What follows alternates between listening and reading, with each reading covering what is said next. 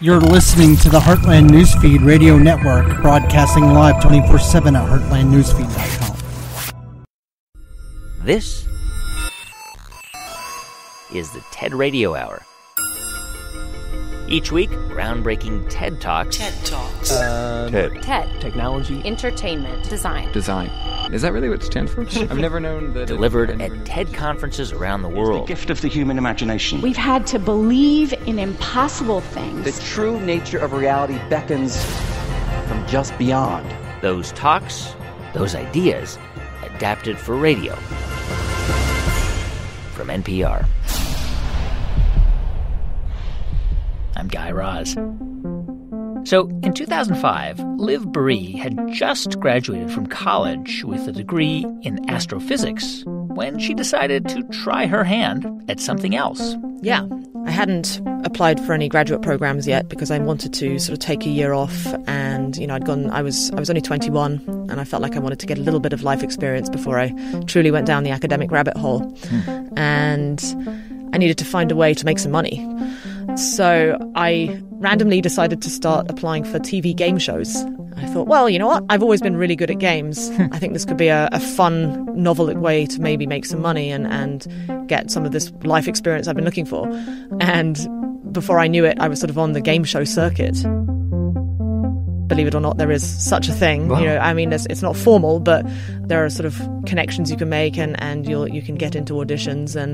And one of the shows that I got on turned out to be actually a reality show that was looking for 5 beginners to teach them how to play poker. So that's how I got started in that. What was the show called? It was called Ultimate Poker Showdown, and fortunately, it's not anywhere on the internet. Oh, no! I'm very glad about that because I end up behaving like an absolute child in one of the episodes because everyone thought I was going to win it. I thought I was going to win it. There was £100,000 for a broke student, and when I didn't, and I ended up playing a hand really badly, I had a complete meltdown at the table and ran away crying. Were you on other game shows that were televised? Yeah. If one of you chooses steel, I was on one called Golden Balls, which was a pretty dark show. It was basically the prisoner's dilemma that you were made to play. whoever chooses the split ball will go home with nothing. In retrospect, if I played it again, I would play it a different way. I have different objectives. Back then, my objective was just to make as much money as possible.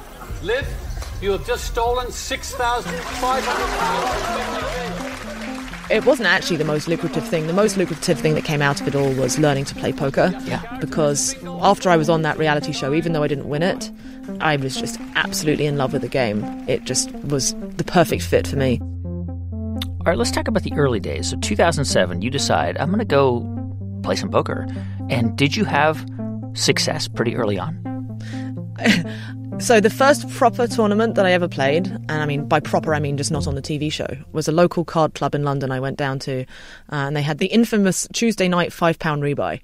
So it meant that if you put £5 in, you get a certain number of chips. If you lose them all for any time within the first hour, you could rebuy in. So it's, as you can imagine, just carnage. Everyone's just going all in every hand and so on. But then after that hour is up, that's it. And I remember walking into this club, not really knowing what to expect. And it was just very dingy, smelly, loud. And I remember walking in and being aware of these sort of like 150 pairs of eyes on me because I was the only girl. And I ended up winning, somehow. I ended up winning the entire thing that night. And I came home with £750 in cash. And I remember walking in at 5 a.m. and waking up my boyfriend at the time and just throwing a pile of cash on him and going, I guess this is what I do now. I guess I'm good at this game. You walked out of there thinking, I'm awesome at this. This is great. Oh, yeah. I thought I was the bee's knees, for sure. Was the fact that you won that tournament, was your early success in poker right after you learned the game, was that luck?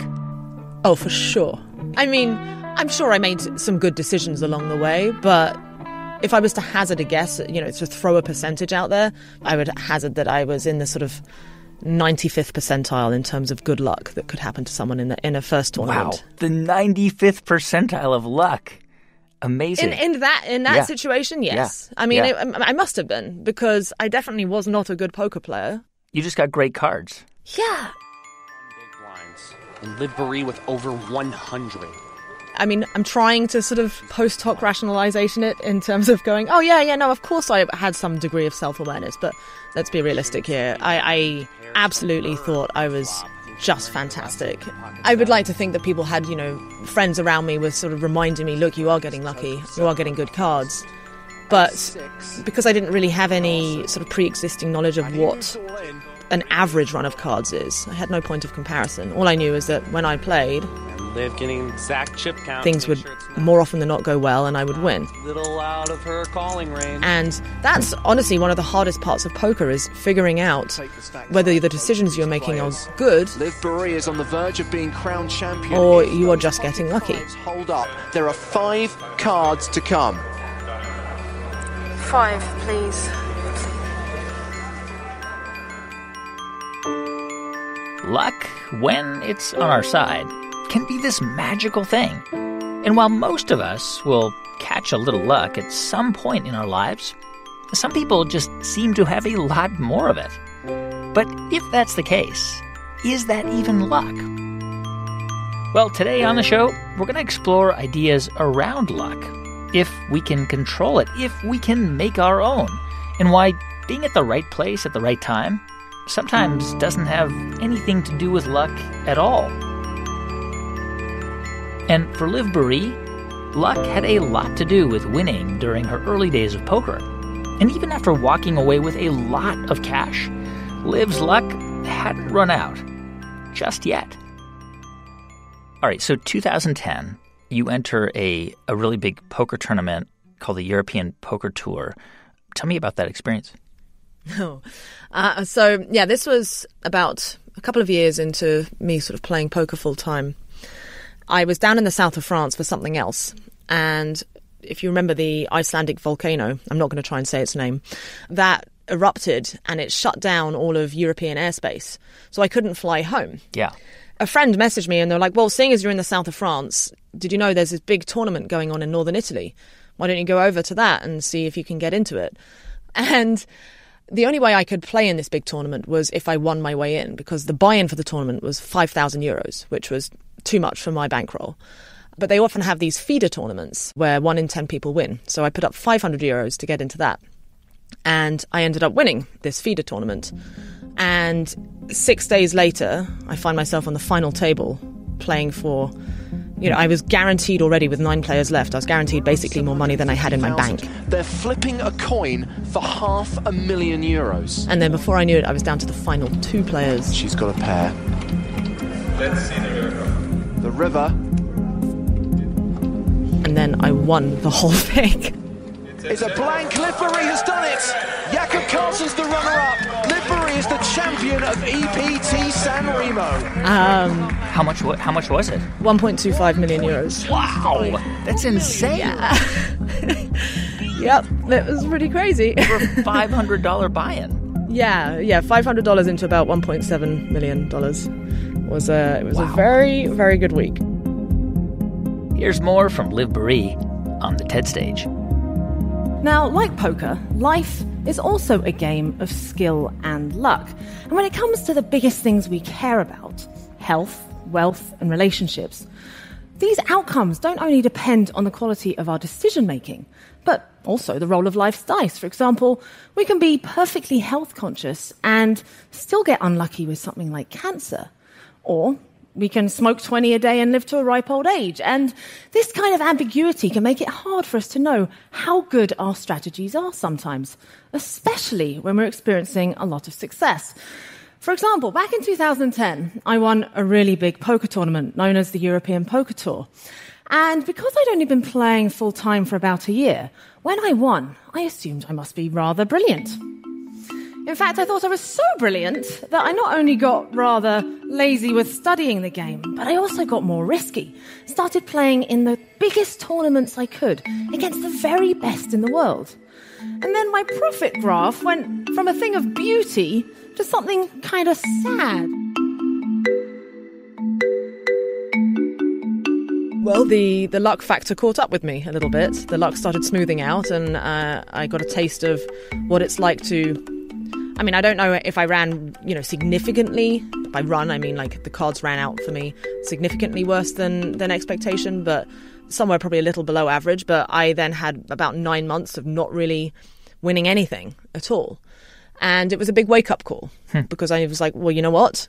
If I want to continue and really strive to be the best player I can be in this game, then I need to knuckle down and work and study. Because if you don't, the rest of the world will sort of overtake you. Because out of the pool of however, millions of people play poker in the world, everyone is gradually, on average, getting better.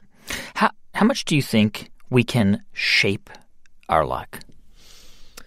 I mean, the number lies somewhere between above zero and beneath infinity in terms of how much. I mean, we can. Yeah. I mean, we're not sort of these agency-less beings that are just with our hands tied and, well, that's your lot in life and you can't do anything about it. I do absolutely think that while the future is uncertain and we'll never know exactly which path the future will take, we can shift the likelihoods of the paths that we want it to take. And we can do that by thinking about all the possible outcomes and going, okay, this is a good one, that's a bad one, this is a medium one. What do I need to do to increase the chances of this good one happening? How do I reduce the chances of that one happening? So I do think we still have the ability to change the path of our lives based upon our decisions. Yeah. How much faith do you put in the concept of luck in general? So if you mean by luck, I assume you mean randomness. How much randomness do I think that there is in the world? I mean, not to get too sort of fundamental physics on you, but I mean, even if you look down on the quantum mechanical scale, the fundamental nature of matter is ultimately probabilistic, or at least, in a practical sense and purposes it is. And out of this, therefore, it means that we live in this incredibly chaotic world, which is notoriously hard to predict. And the further you sort of try and look into the future, the more randomness plays a part. But yeah, for all intents and purposes, luck and randomness is absolutely sort of inescapable and plays a far bigger part in our lives than I think any of us care to realize. Well, we realize or care to admit. Luck doesn't give a damn about what's happened to you in the past, and it doesn't give a damn about what you think should happen in the future. I mean, in poker, that's another thing you have to learn to accept, is you are not going to make the right decision every time.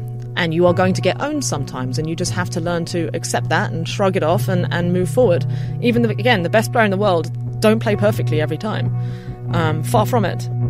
And, yeah, I mean, not just at the poker table. I make bad decisions about my everyday life. Plenty. That's Liv Baree. She's a writer and former professional poker player.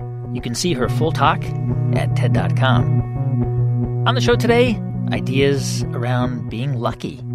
I'm Guy Raz, and you're listening to the TED Radio Hour from NPR.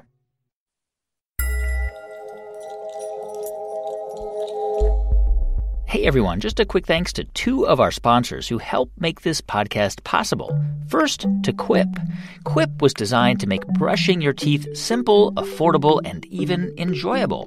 One of the first electric toothbrushes accepted by the American Dental Association, Quip has a built-in 2-minute timer that pulses every 30 seconds to remind you to switch sides, sensitive sonic vibrations for healthier gums, and a multi-use cover for brushing on the go. Get your first refill pack for free at getquip.com/radio hour. Thanks also to Smart Water.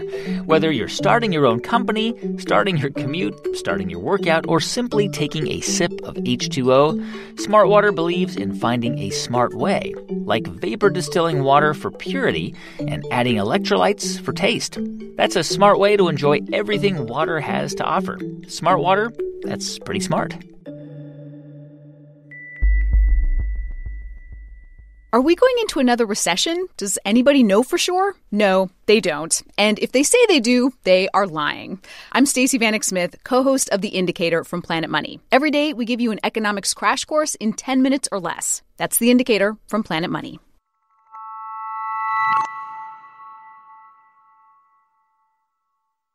It's the TED Radio Hour from NPR. I'm Guy Raz.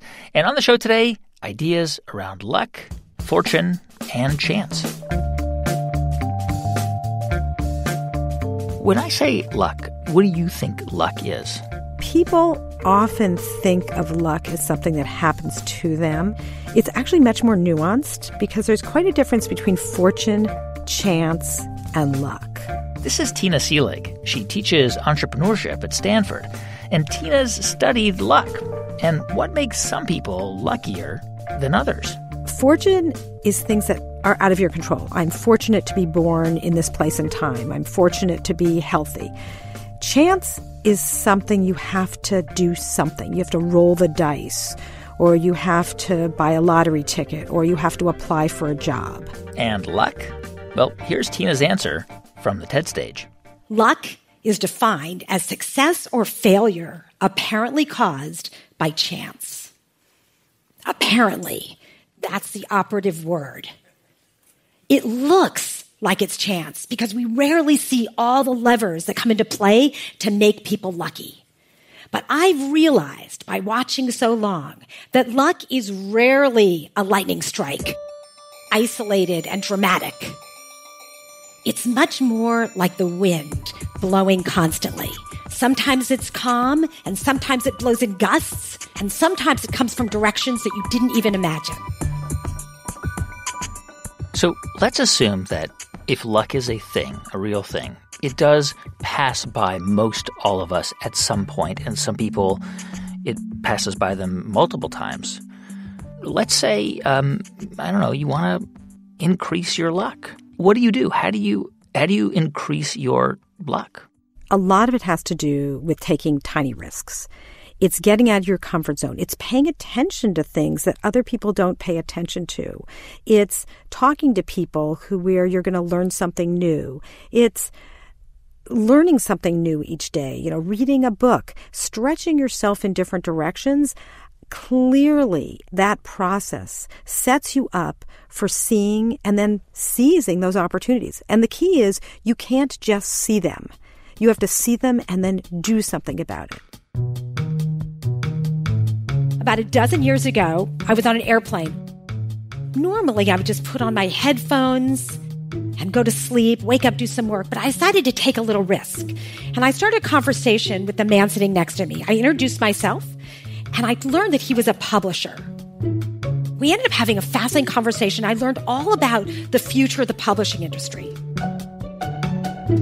So about 3/4 of the way through the flight, I decided to take another risk. And I opened up my laptop and I shared with him a book proposal. He read it and he said, "You know what, Tina, this isn't right for us, but thank you so much for sharing."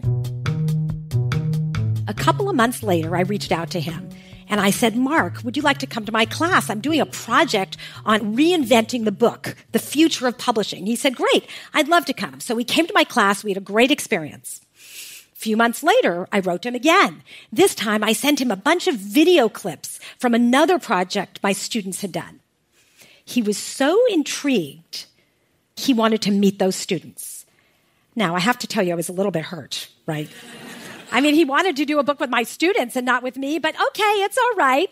So I invited him to come down, and he and his colleagues came to Stanford, met with the students, and afterwards, we had lunch together.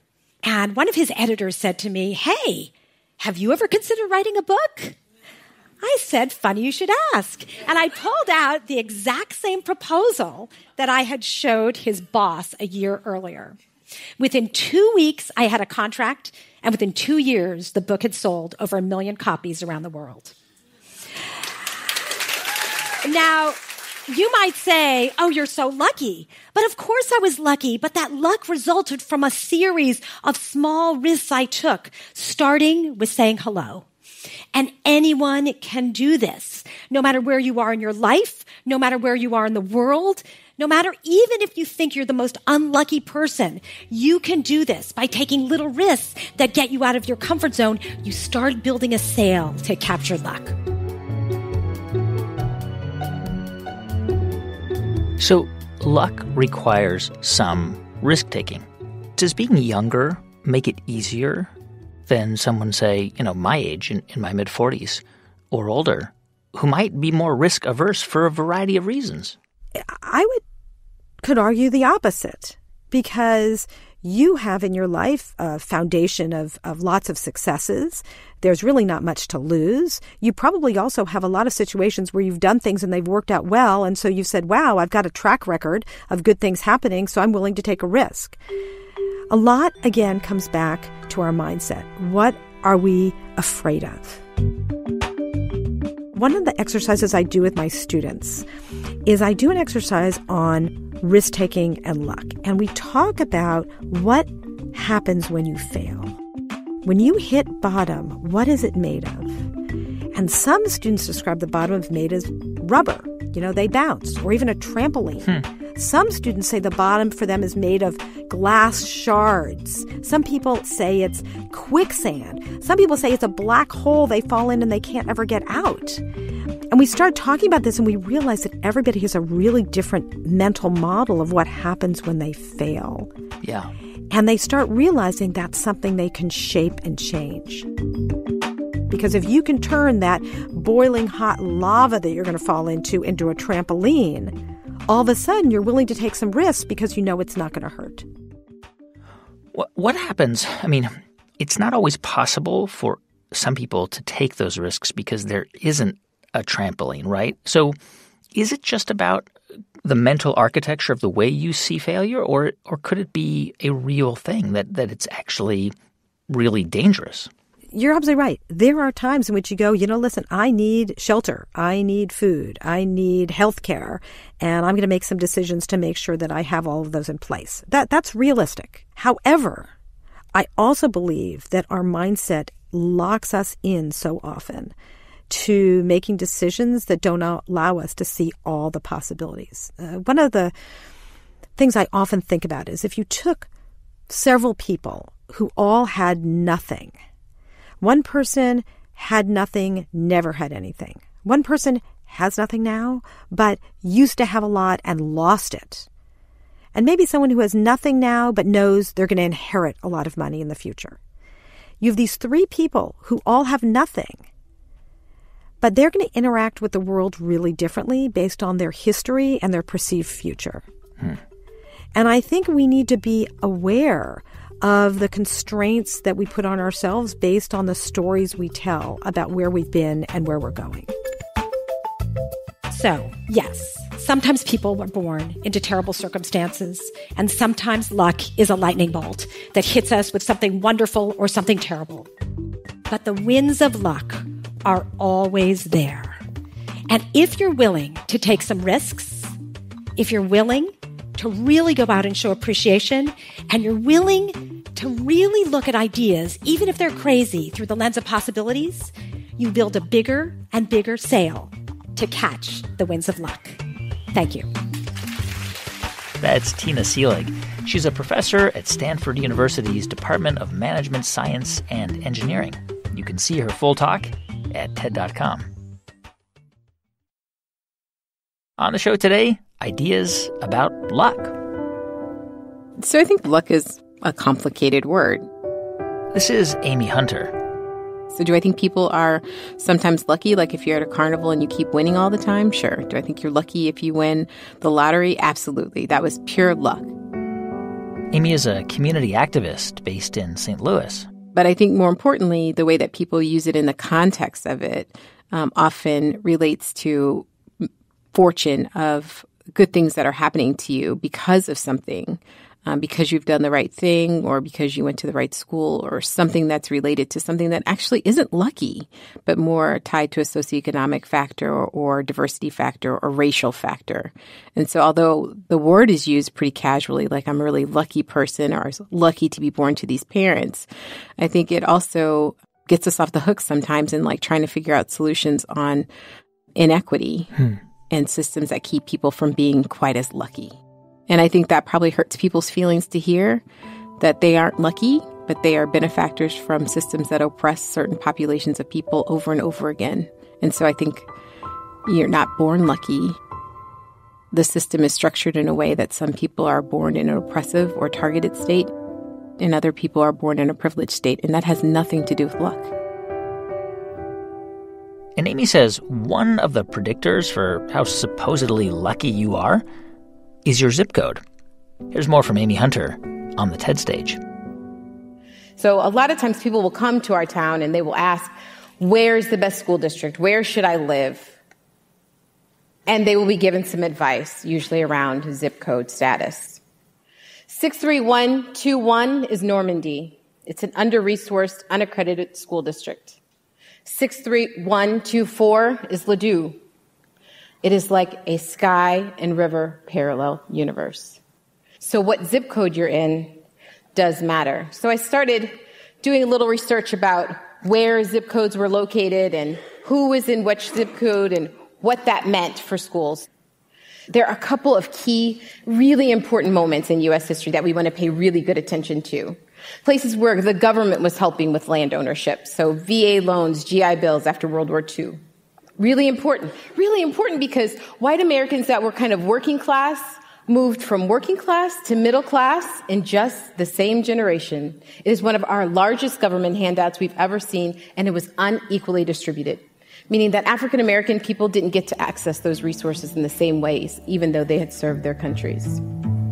But it forever changed the trajectory around intergenerational wealth and who was going to be located in a lucky zip code. So we're paying attention to how some people got lucky and how some people aren't. So, okay, let's dig into this idea of lucky zip codes a bit more. What are we talking about here? Yeah, here in St. Louis, they're very easy to identify, particularly within the educational system, but also the healthcare system. So we know that if you're born in zip codes that are predominantly white zip codes, your life expectancy is greater. The chance of losing a baby within the first year, so infant mortality, decreases quite a bit.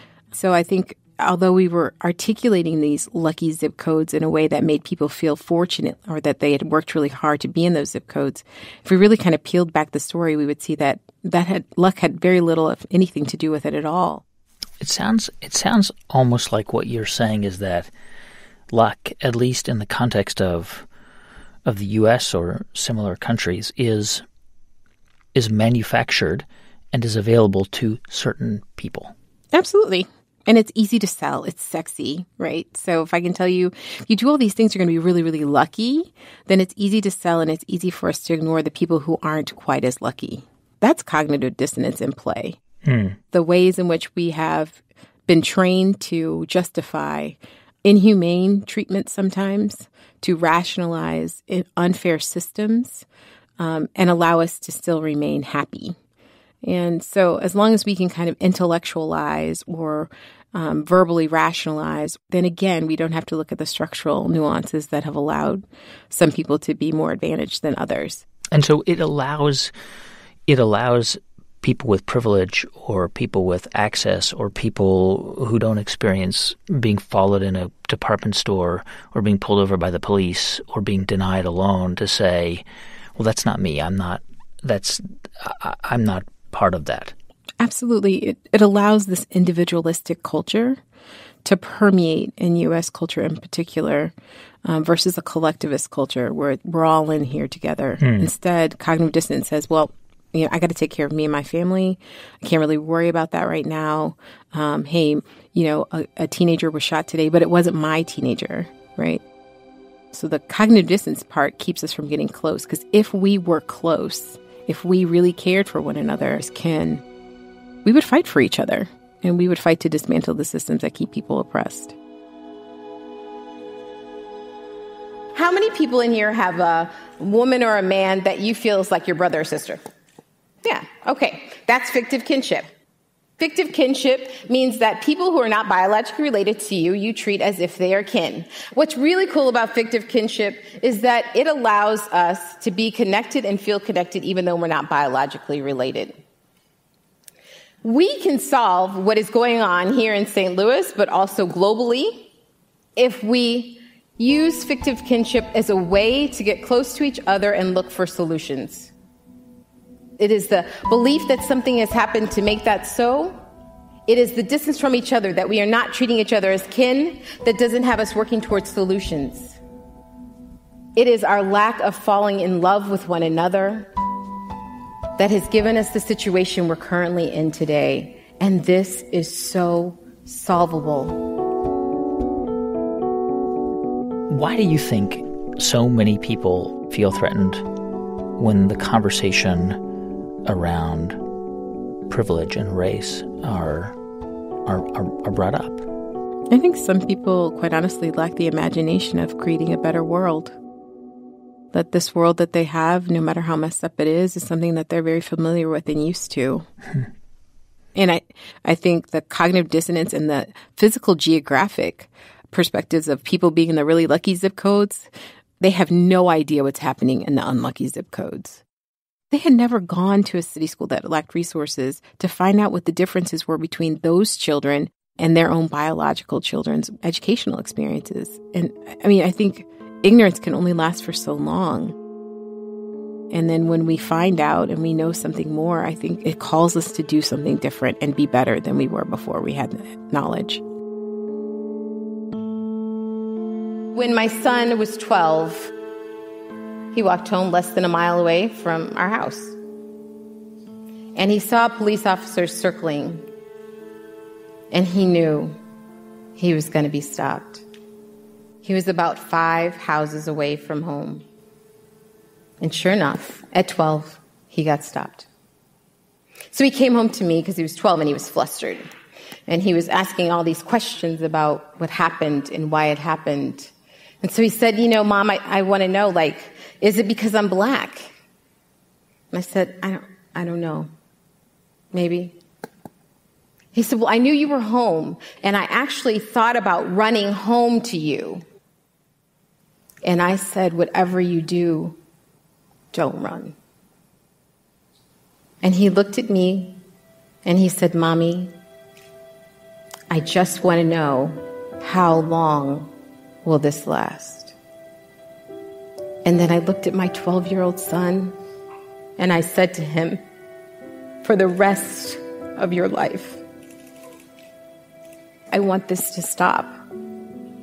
I honestly believe that we are the right people to make a change in this community, to be role models and examples of how to get this right and create the kind of world and reality that we'd like to see, to create a more equitable society where there are no lucky zip codes.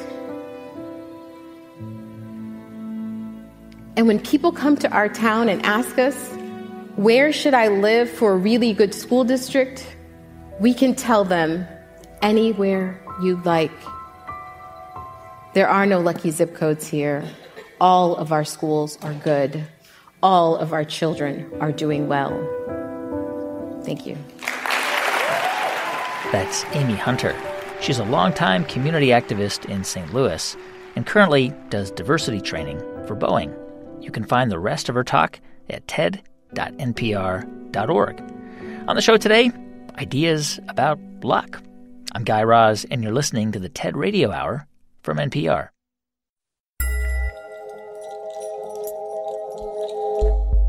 Hey everyone, just a quick thanks to 2 of our sponsors who help make this podcast possible. First, to WordPress.com. With powerful site-building tools and thousands of themes to choose from, WordPress.com lets their users pursue what they love by launching a site that's free to start with room to grow.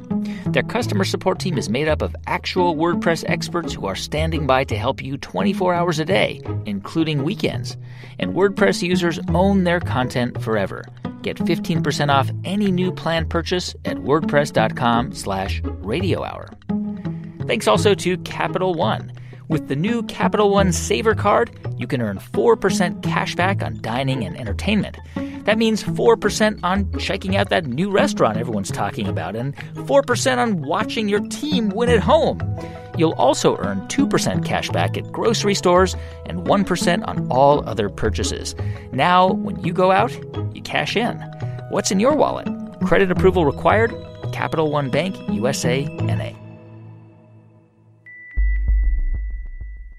In the Trump era, the news moves faster than ever, and the NPR Politics podcast is there to keep you informed. Every time there's a major political story, we get our best correspondents together to sort through the noise. The NPR Politics podcast, what you need to know right after it happens.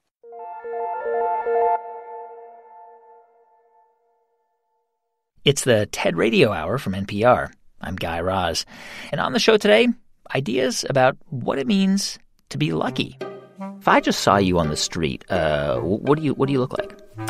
I've got a little bit of gray hair, and I'm kind of slender build, probably a slightly above average height, an ordinary-looking middle-aged white guy in Canada. This is Mark Sutcliffe. It's a very British name. And by all accounts, you could say Mark's had a very successful career. I host a daily 4-hour talk show here in Ottawa on everything that's going on in the world, in local news, national, international news. But Mark's also launched several businesses.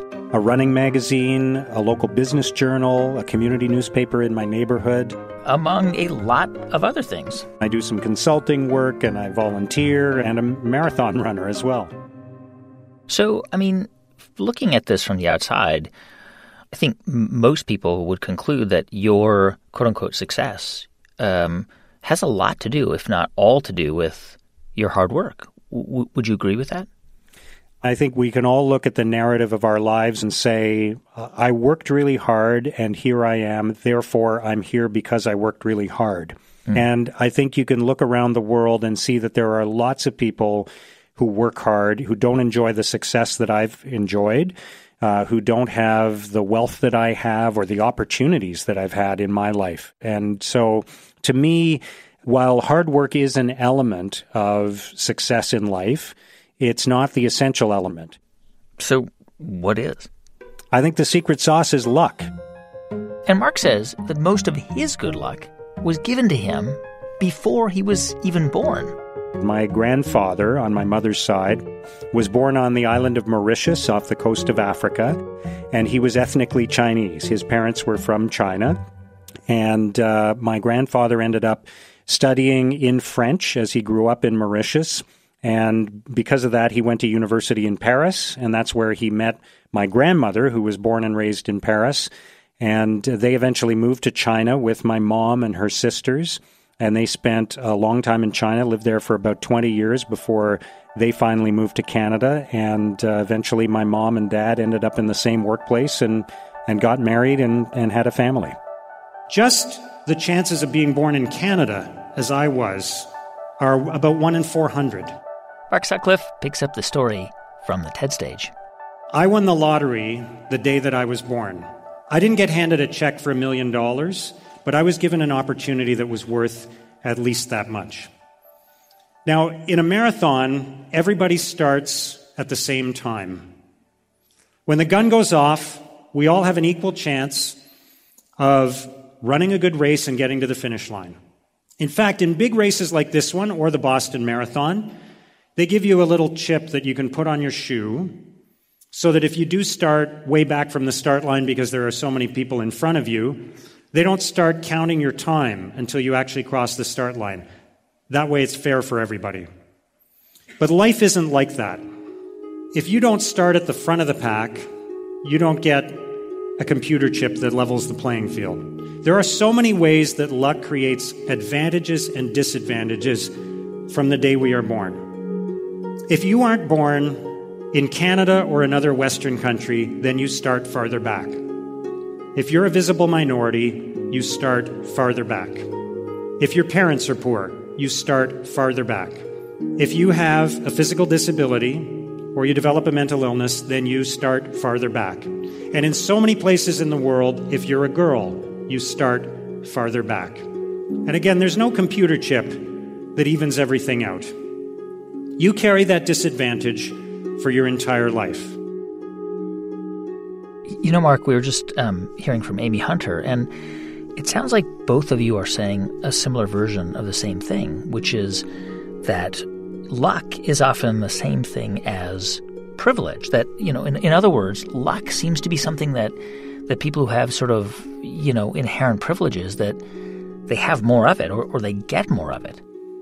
Yeah, I think there definitely is an element of the luckier you are, the more luck you get in life. So you can be in a position of good fortune, and that exposes you to more opportunities to experience good fortune. And sometimes we're misled by high-profile examples of people who are not born into privilege but are successful anyway. And those are the exceptions, not the rule. We love those stories. They inspire us. But in a way, they also mislead us into thinking that that means the race is fair, when it's not. The fact is, thousands and thousands of people who start life at the back of the pack never even have a chance. We put way too much emphasis on hard work, and we fail to recognize the role of the ovarian lottery that puts so many people, including me, at the front of the pack. In life, in so many ways, you can't win unless you start with a lot of luck. So is the narrative that we tell ourselves, especially in the United States, that merit is what drives success, a narrative that most people believe? Is that self-delusional? I think it's a little bit delusional, but I don't want to take away from the people who work hard, and I don't want to take away the element of hard work. You can be handed a great opportunity and do nothing with it. And there's nothing wrong with feeling a sense of accomplishment if you do work hard and you achieve something. But we overstate that in life. And I think it's a compelling narrative that society in general has an interest in perpetuating. When you look at the obesity problem and you conclude that the only reason some people have trouble with their weight is because they've made bad decisions in life, then it's easy to say we don't need to find a solution to that problem. We just need everybody to try harder and to eat less.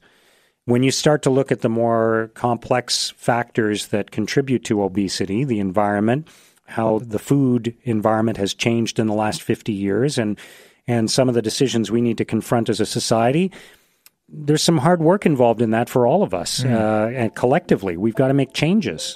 And it's easier sometimes to just say, well, no, we just need to educate people and let them make their own decisions. Leave it up to individuals. That's a more convenient storyline than one where we confront some difficult truths. When you see the world through the lens of merit, it makes us possessive and protective. If I earned it, I should get to keep it. It makes us think in terms of scarcity rather than abundance. It makes us talk about building walls to keep other people out. When you see the world in terms of luck, through the lens of luck, it makes us humble, kind, generous. It makes us want to share our good fortune, to spread it around. It makes us think about opening doors to other people. All right, so let's accept that luck plays an enormous, if not the most important role in outcomes. But could we also say that if we begin to understand that and acknowledge it, we could actually make it so effort could eventually determine outcomes? I hope so. I think we've emerged from times in the past where the limits were much greater on people to move beyond their circumstances in childhood. But I think the progress is incremental and generational. Yeah. I'm hopeful, though, that if we start to acknowledge that success is not purely a result of hard work, that we will find ways to level the playing field, that we will find ways to give more opportunity to the people who are not born with it, because, this is not a zero-sum game. I don't lose if more people have a chance at winning in life, and in fact, we're all better off because we're unlocking the potential of so many people who never even get to have their chance at the plate. That's Mark Sutcliffe. He's a journalist and entrepreneur. You can watch his full talk at ted.npr.org. On the show today, ideas about luck and whether success is determined by chance or hard work or something more complicated than that. I think that you have to work really hard and get a lot of help. This is Ishana Smith. And that's like sort of what people don't want to talk about, is that like you need a lot of doors to be opened for you. Ishana is the CEO of Urban Alliance. And our focus is to support low-income students to be able to access early and meaningful workforce experience. Ishana grew up in a pretty rough neighborhood in L.A., and for most of her life, she thought the reason she got out of there was because of luck. Here's more from Ishana Smith on the TED stage. Growing up, it seemed to come down to the luck of the draw as to who made it out and who didn't. And I used to think that I was one of the ones who just happened to get lucky. My mom was 19 and single when she had me in 1975. And 3 years later, I was the lone flower girl at my parents' wedding. And 2 years after that, my little sister was born. And I still felt lucky because even though I was the one who had to grab my little sister and carry her out of the room when my dad began to hit my mom, I felt lucky that I saw firsthand the life that I didn't want. My mom eventually left my dad, and we moved to California for a new start. And she did the very best that she could to raise myself, my sister, and eventually a third daughter largely on her own. We arrived in Los Angeles in 1984 at a peak time in gang activity, and we settled into a pretty violent neighborhood.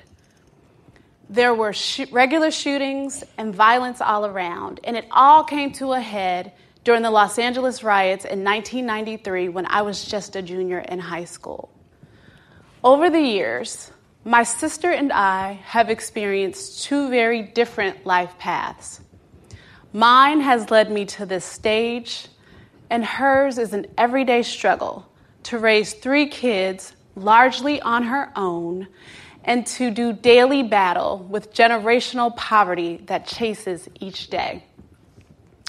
I used to think that the difference between our life paths had to be due to chance or luck or fate, for she is no less smart, talented, or capable.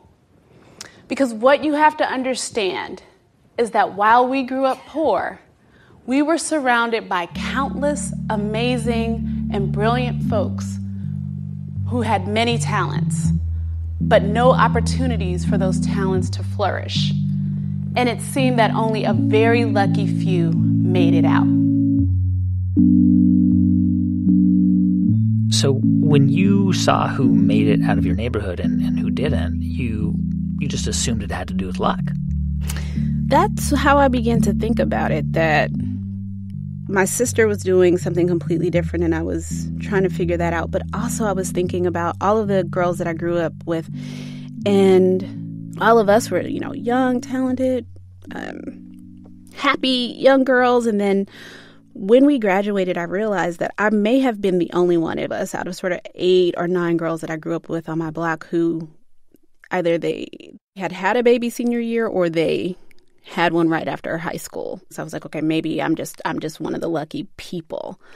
So yeah, for a long time, I was like, that has to be the answer. And I mean, you could understandably look at that and say, I got lucky. You could. What happened to me potentially is a form of luck. But what I realized is that if there were more of what I had received, then it wouldn't be left to chance. As I've gotten older and reflected on my childhood, I now know that it wasn't luck at all. I got out of my neighborhood because of purposeful and meaningful intervention by adults in my community who made it possible for me to have a better life. I got my very first job the summer after my 9th grade year at Earl R. Hupp CPA. And I can say again that what saved my life wasn't luck, but those adults in my community who made it their duty to make sure that I was exposed to realities outside of my own, including their help and support with me in getting me my first job. At Earl R. Hupp CPA, I had built up a pretty strong reputation, and I was considered to be a real part of the team. And what this experience taught me more than anything else is that no matter where I was from, no matter what I didn't have, that I could fit in with people from very different worlds and experiences than my own. It taught me that I was good enough. It gave me hope. I recently came across a quote that said, "Talent is universal, but opportunity is not." The question I think for us as a community and as a society is, how can we create more access to opportunity? So, aside from starting to create opportunities, how do you think we could change it on a massive scale? Like, how would we create a future where everybody had exposure to quote-unquote luck? That is a big question. We've been, trying to figure out, I think, as a country for a while. But on a big scale, I think the first thing that comes to mind for me is our educational system. I mean, I know that's huge to attack, but still today, Brown versus Board of Education being in 1954, they are still every day litigating to try and make sure that public schools are evenly equipped with the right resources, and that the schools in, black neighborhoods versus white neighborhoods or other neighborhoods are not, having these unequal resources. And we're still fighting that fight. So I think, high school is that last free public space before you're out into the world. And, if we can reform those systems and make our schools a little bit more equal in terms of resources, that will go a long way to making sure that people don't have to rely on luck. That's Ishana Smith. She's the CEO of Urban Alliance. You can see her full talk at ted.npr.org.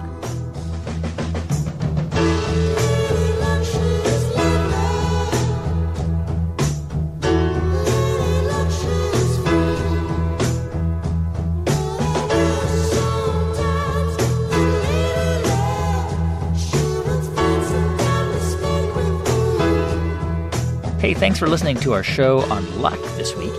If you want to find out more about who was on it, go to ted.npr.org. And to see hundreds more TED Talks, check out TED.com or the TED app. Our production staff at NPR includes Jeff Rogers, Sanaz Meshkinpour, Janae West, Neva Grant, Casey Herman, Rachel Faulkner, Diba Motasham, James Delahousie, Melissa Gray, and J.C. Howard, with help from Daniel Shukin, Mia Venkat, and Dareth Gales. Our intern is Katie Monteleone. Our partners at TED are Chris Anderson, Colin Helms, Anna Phelan, and Janet Lee. I'm Guy Raz, and you've been listening to Ideas Worth Spreading right here on the TED Radio Hour from NPR.